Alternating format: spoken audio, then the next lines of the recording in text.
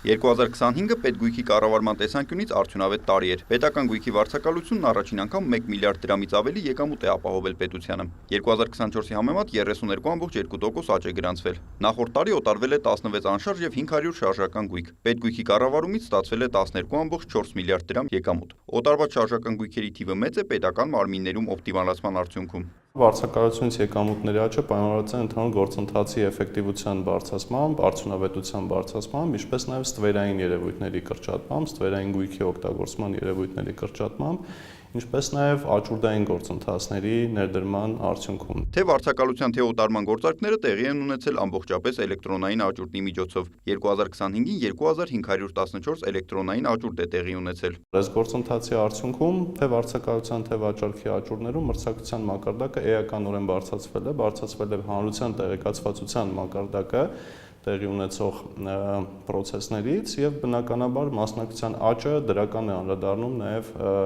վերջնարդյունքի վրա եւ արդյունքում ունենում ենք բավականին մեծ եկամուտներ թե վարձակալությունից թե գույքի վաճառքից։ Հանրապետության հրապարակում գտնվող Հանրությանը հայտնի փոստի շենքի համար պետությունը ներդրումային ծրագրերի մշակման մրցույթ է անցկացրել։ Պետությունն այդ շենքի կառավարմանը նրբանկատորեն է մոտենում, հաշվի առնելով հանրապետության հրապարակի թե ճարտարապետական, թե պատմամշակութային նշանակությունը։ Այստեղ մենք ցանկանում ենք ստանալ շատ խոշոր եւ շատ գեղեցիկ ներդրումային ծրագիր, ինչպես նաեւ քաղաքաշինական ծրագիր։ Այստեղ խոսքը մեր մոտավոր հաշվարկներով այս ներդրումային ծրագրի իրականացման արդյունքում հնարավոր նաեւ հարակից շինությունների ներգրավմամբ կարող է հատել հարյուրավոր միլիոն դոլարների սահմանը։ Դա կարող է դառնալ բազմաֆունկցիոնալ կենտրոն, թե գրասենյակային, թե հյուրանոցային, միջազգային խոշորագույն բրենդների ներգրավմամբ, այսինքն մեր հիմնական թիրախը այս գույքի կառավարման հարցում խոշոր ներդրումային պրոյեկտի իրականացումն է Երևան քաղաքի սրտում։ Մենք հեռանկարում ունենք նաև բաժնետոմսերի հրապարակային առաջարկի իրականացում հանրությանը, որի արդյունքում մեր հանրության մասնակիցները եւ ներդրողները կարող են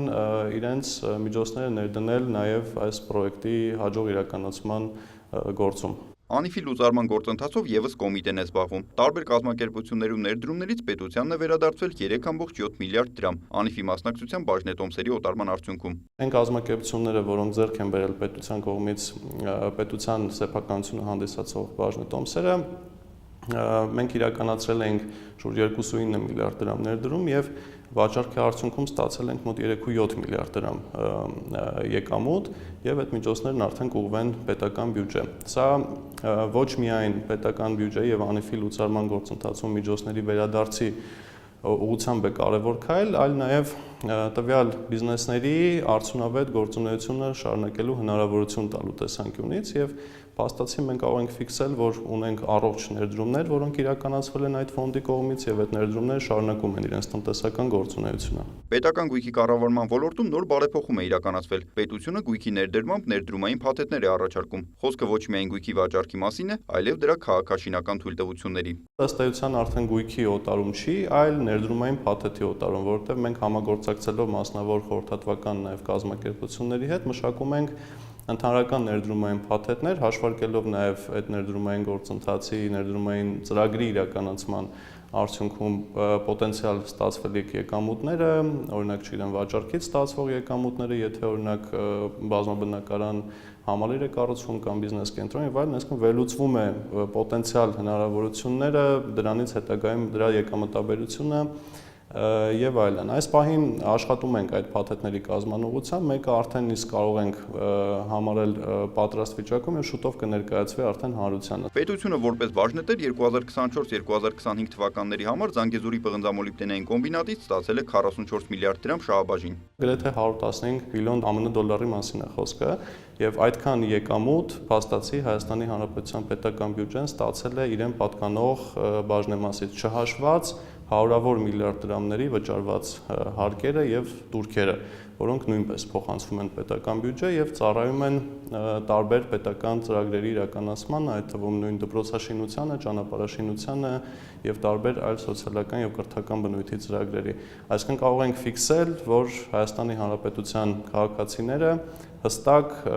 տեսնում են իրենց ազգային հարստությունից ստացված եկամուտների արդյունքները այլևս։ 2021-2025 թվականներին հանրապետությունում 208 բնակելի տարածք է տրվել 508 անձի։ Ապօրինի գույքի եւ պետական շահերի պաշտպանության գործառույթների շրջանակում 39 անշարժ եւ 2 շարժական գույք է փոխանցվել կոմիտեին։ Անշարժ գույքերից 30-ը, որ նախկինում անտառային տարածքներ են եղել, փոխանցվել են շրջակա միջավայրի նախարարությանը։ Մնացած գույքերի մասով մենք իրականացնում ենք դրանց տնօրինումը հնարավորինս արդյունավետ, մասնավորապես ցայտուն օրինակներից կարող ենք նշել AUX-ի շենքը հանրությանը հայտնի, որը արդեն իսկ 2 տարի տրամադրված է վարձակալության, բավականին բարձր արժեքով, այնտեղ իրականացվում է ներդրումային ծրագիր, կարող եք իհարկե քաղաքացիները տեսնել անցնելուց այդ հատվածում, որ շենքի վերակառուցման աշխատանքներ են ընթանում եւ շուտով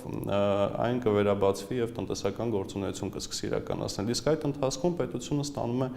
ամսական շուրջ 17 միլիոն դրամ